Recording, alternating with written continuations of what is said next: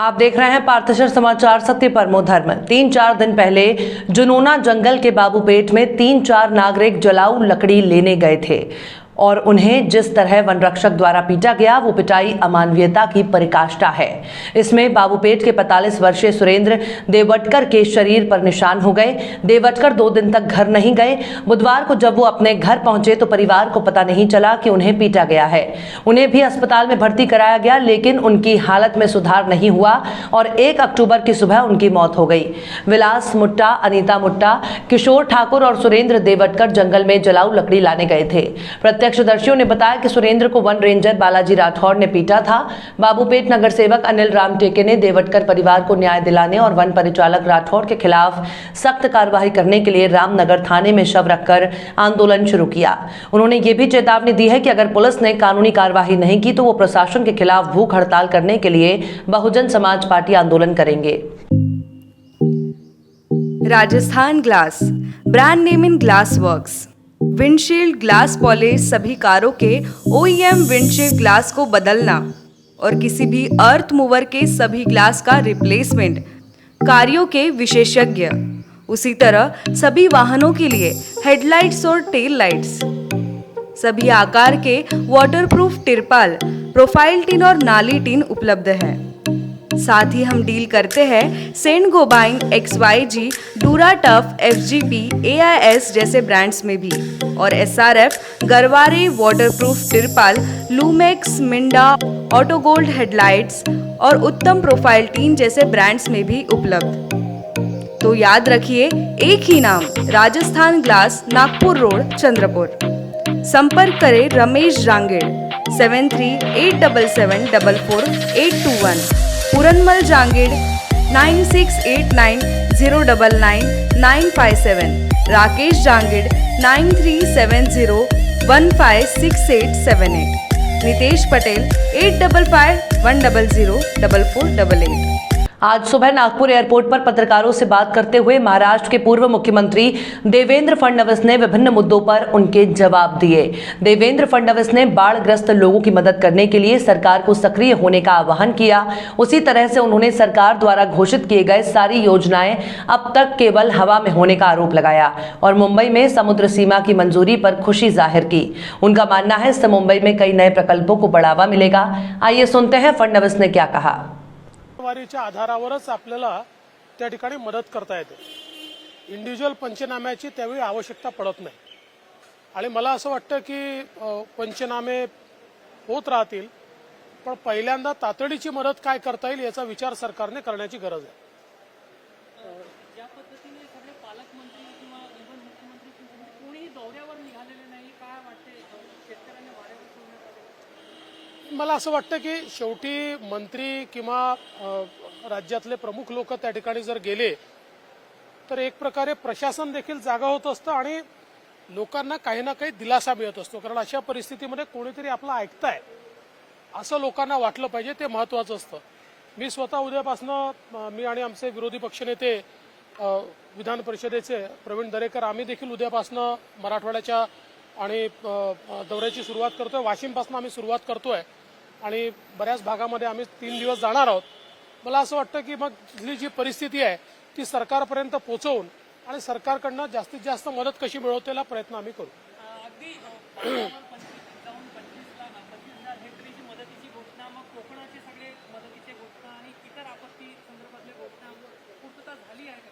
सगळ्या घोषणा हवेत विरल्या आहेत, कुठल्याच घोषणेची पूर्तता झालेली नाही। इतक्या ज्या काही आपत्ती आल्या, या आपत्तीमध्ये केलेल्या सगळ्या घोषणा या कागदावर राहिल्या आहेत, त्या काही शेतकऱ्यांपर्यंत पोहोचलेल्या नाहीत। ही वास्तविकता आहे।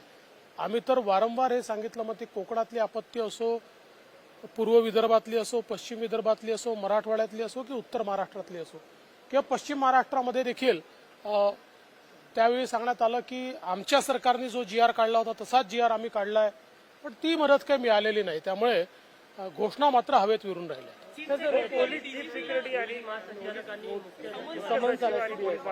नाही, मला या संदर्भातली कुठली माहिती नाहीये। माध्यमांमध्ये मला असं वाटतं या संदर्भातली काहीतरी चर्चा आहे, पण जोपर्यंत माझ्याकडे अधिकारिक अशा प्रकारची माहिती येत नाही तोपर्यंत या संदर्भात बोलणं मला तरी योग्य वाटत नाही, कारण ही महत्वाची पद आहेत, ही मोठी पद आहेत. या पदांबद्दल स्पेक्युलेशन करून बोलणं हे काही योग्य नाही. रणबीर सिंग देशाबाहेर पळून गेले असा हे मला कल्पना नाही. ज्यांनी सरकार म्हणतं आम्हाला कुठली माहिती नाही असं काय गोष्टी. मुंबईच्या सागरी हद्द आराखड्याला मंजुरी मिळाली आहे पर्यावरण विभागाची. अनेक प्रकल्प यामुळे रखडले होते. आता परवानगी मिळाल्यामुळे काय वाटतं तुम्हाला, विकासाला चालना मिळेल? मला अतिशय आनंद आहे, कारण हा संपूर्ण आराखडा आमचं सरकार असताना आम्ही तो मंजूर करून केंद्र सरकारकडे पाठवला होता आणि गेले काही दिवस मी स्वतः त्याचा पाठपुरावा घेत होतो. आपल्याला लक्षात असेल की स्वतः केंद्रीय पर्यावरण मंत्री भूपेंद्र यादवजी हे देखील आले होते आणि मुंबईला त्यांनी एक बैठक घेतली होती. मी स्वतः त्या ठिकाणी उपस्थित होतो आणि आता हा आराखडा मंजूर झाल्यामुळे मोठ्या प्रमाणात प्रकल्पांना चालना मिळणार आहे आणि विशेषतः सिडकोच्या एरियामध्ये सिडकोचे खूप प्रकल्प याच्यामुळे रखडली होती. ते सगळे प्रकल्प आता या ठिकाणी कामी येतील. हिंदी में उसके बारे में मुझे कोई जानकारी नहीं. नाना पटोले कह रहे हैं कि वो केंद्र सरकार का हाथ है उन्हें देश से बाहर भगाने में. नाना पटोले कुछ भी बोलते रहते हैं, उनकी हर बात का थोड़ी जवाब दिया जाता है. वो तो कुछ भी कह सकते हैं. नाना पटोले ऐसे आदमी है कि वो तो मतलब अमेरिका के अध्यक्ष के बारे में भी बोल सकते हैं. नागपुर के सुप्रसिद्ध अल जमजम रेस्टोरेंट की शाखा अब चंद्रपुर में भी. होटल अल जमजम गैलेक्सी.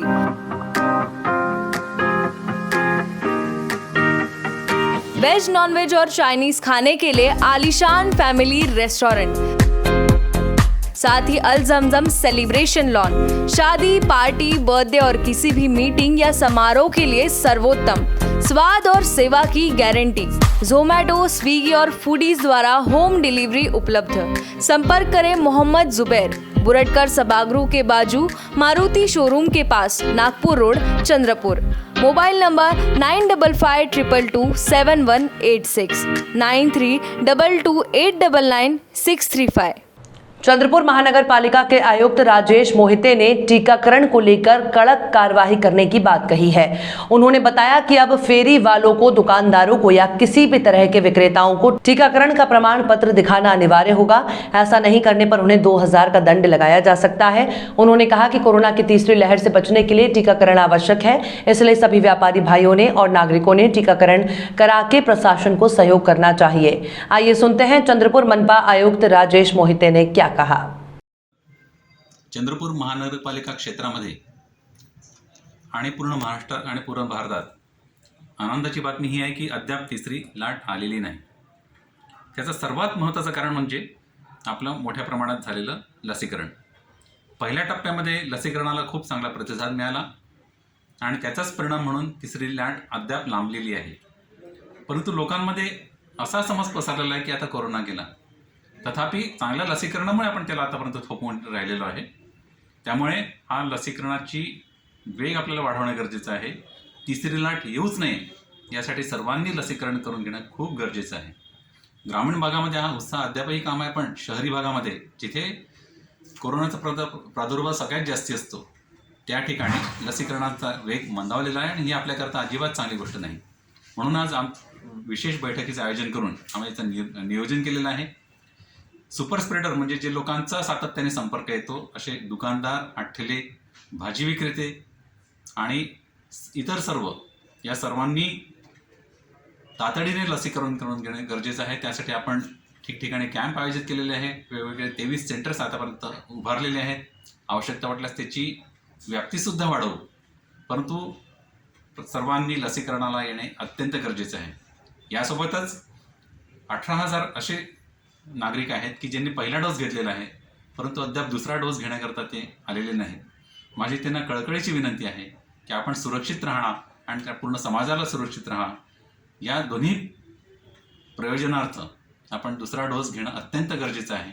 म्हणून सर्वांनी ही आव्हान जे आहे, नम्र आव्हान आहे महानगरपालिकेतर्फे मी करतो की आपण जरूर वॅक्सिनेशन घ्या आणि आपल्याला तिसऱ्या लाटेच्या संभाव्य धोक्यापासून वाचवूया. धन्यवाद. Somaiya Polytechnic Chandrapur. About the struggle you are in today, developing the strength you need for tomorrow.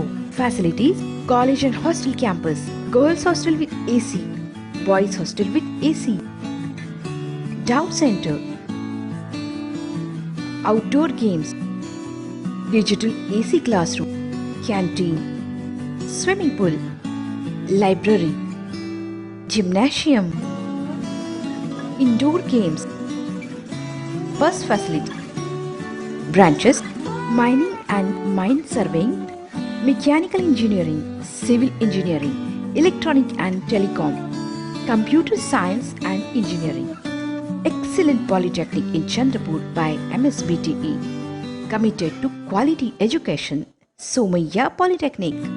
For admissions, contact Mr. G.S. Ambedkar, mobile 86684 57194 and 7588 07141.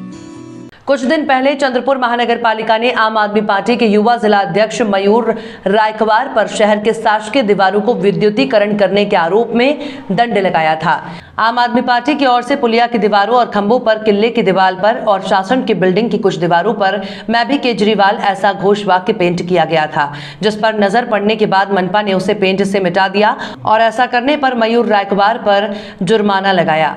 अब मयूर रायकवार ने एक वीडियो जारी करके इस बात का निषेध किया है और भाजपा द्वारा जगह जगह लगाए जाने वाले अनाधिकृत बैनर बोर्ड से क्या विद्युतीकरण नहीं होता, ऐसा प्रश्न खड़ा किया है। उन्होंने कहा, भाजपा जहां जहां सत्ता में है वहां वो सत्ता का दुरुपयोग कर रही है और विरोधियों को खत्म करने की साजिश कर रहे हैं, मगर हम डरने वाले नहीं हैं।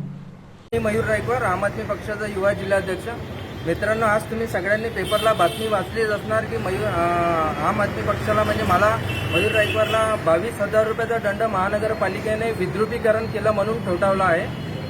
तुम्हाला माहीतच असणार की आम आदमी पक्षाचं चंद्रपूर में भी केजरीवाल हे अभियान चालू होतं. त्या अभियानाअंतर्गत आम्ही शहरातील विविध भिंतीवर चंद्रपूर में भी केजरीवाल हे रंगवले होते आणि त्यानंतर त्या अभियानानंतर लोकांमध्ये अरविंद केजरीवालांनी दिल्ली मॉडेल चंद्रपुरात आणण्याची लोकांमध्ये भावना वाढली होती आणि आम आदमी पक्षाचं प्रेम वाढलं होतं. त्यानंतर आपल्याला महानगरपालिकेचे अतिरिक्त आयुक्त यांनी नोटीस पाठवली की शहरात केलेले विद्रुपीकरण, तुम्ही केलेल्या वॉल पेंटिंगमुळे विद्रुपीकरण होत आहे, म्हणून ते मिटवून टाका. शासकीय भिंतीचा त्यांनी त्याच्यामध्ये उल्लेख केला होता त्या नोटीसमध्ये. पण ज्यावेळेस आम्ही ज्या नोटीसमध्ये 3 फोटो त्यांनी पाठवले होते ते प्रत्यक्षात आम्ही ते 3ही फोटो ठिकाणचे शासकीय भिंतीवरचे मिटवून टाकले. पण त्यानंतरही पालिवाल यांनी, अतिरिक्त आयुक्त पालिवाल यांनी हेतू परस्पर सत्ताधाऱ्यांच्या दबावाखाली येऊन आम्हाला पुन्हा एक तुम्ही मिटवलेलं नाही असं फोनवर मला सांगितलं त्यांनी की तुम्ही मिटवलेलं नाही. शहरातलं संपूर्ण जे चंद्रपूर में भी केजरीवाल हे लिखाण आहे ते मिटवून टाका, त्यामुळे शहराचं विद्रुपीकरण मिटवत नाही होऊन राहिलं आहे. पण प्रत्यक्षात आम्ही सांगितलं की त्यामुळे विद्रुपीकरण होत नाही. शहरामध्ये विविध पक्षाचे बॅनर लागलेले आहेत, ते प्रत्यक्षात विद्रुपीकरण करत आहे. सुप्रीम कोर्टाचा ऑर्डर आहे की शहरामध्ये कुठेही रोड साईडला कटआउट लागले नाही पाहिजे, पण तरी पण सत्ताधारी हे पक्ष हे बॅनर्स लावतात. विकास पुरुष लावतात, प्रधानमंत्र्यांचे लावतात, यांचे मॅरेथॉनचे बॅनर लागतात, शहर अध्यक्ष बॅनर लावतो. प्रत्यक्षात तेही आम्ही तक्रार केली, त्यावरही यांनी कारवाई नाही केली आणि आता आम्हाला 22,000चा दंड म्हणून असं एक नोटीस पाठवलेलं आहे. प्रत्यक्षात हा 23 तारखेचा नोटीस आला आहे, पण आम्ही महानगरपालिकेला 1 तारखेलाच बाकी पक्षांची पण तक्रार केली होती सत्ताधाऱ्यांची की त्यांनी कुठे कुठे विद्रुपीकरण केलंय, कुठे कुठे बॅनर्स लावल्या. त्यावरही कारवाई नाही करता त्यांनी आमच्यावरच काट कारवाई केली ज्यावेळेस आम्ही माहितीचा अधिकार टाकला. जनता करियर लॉन्चर, जनता महाविद्यालय चंद्रपूर, एक जबाबदार संस्था, विश्वसनीय शिक्षक, पुन्हा एकदा सिद्ध, इतिहासाची पुनरावृत्ती. 100% HSC result, 29 successful result in JEE Mains 2020, 49 successful result in MST CET, 116 successful result in NEET up to 2020. विदर्भात सर्वात कमी फी व उत्कृष्ट शैक्षणिक दर्जा. Admission open for 11-12 IIT, JEE NEET and MST CET. आजच आपली सीट नक्की करा. प्रवेश घेण्यासाठी www.jlcchandrapur.com या वेबसाईटवर फॉर्म भरा किंवा कॉलेजच्या ऑफिसात येऊन आपला प्रवेश निश्चित करा. Janata career launcher, care of Janata BEd college, civil lines Chandrapur, residential campus, Datara road, Ramnagar, Chandrapur. Contact number 07172258837, 9850922450, 9370027813, 70570715569. बारिश से जिले में अतिवृष्टि की स्थिति बन गई है। विदर्भ समेत महाराष्ट्र में हर जगह किसान गंभीर संकट में हैं। इसलिए सरकार को बारिश की मात्रा को पैमाना नहीं मानकर सभी किसानों को मुआवजा देने का निर्णय लेकर उसकी घोषणा करने की मांग सांसद बालू धनोरकर ने राजस्व मंत्री बाला साहब थोरात से की। बुधवार को सांसद धनोरकर ने जिला अधिकारी अजय गुल्हाने से भी मुलाकात की। उन्होंने अतिवृष्टि से पीड़ित किसानों को मदद करने की मांग की। राज्य भर में नैसर्गिक आपदा की स्थिति निर्माण हुई है, ये मानकर गीला अकाल घोषित करने की बात कही। उन्होंने कहा कि कोरोना के बाद अब किसानों के सामने आई समस्या को ध्यान में रखकर पंचनामा की औपचारिकता नहीं करते हुए फसल पंजीयन को देखते हुए एनडीआरएफ और एसडीआरएफ की दर से सभी किसानों को नुकसान भरपाई देने का निर्णय लिया जाना चाहिए। इससे प्रशासकीय विभाग पर काम का बोझ कम होगा। अतिवृष्टि से किसानों का भारी नुकसान होने से खेतों में काम करने वाले खेतीहार मजदूरों पर भुखमरी की नौबत आ गई है।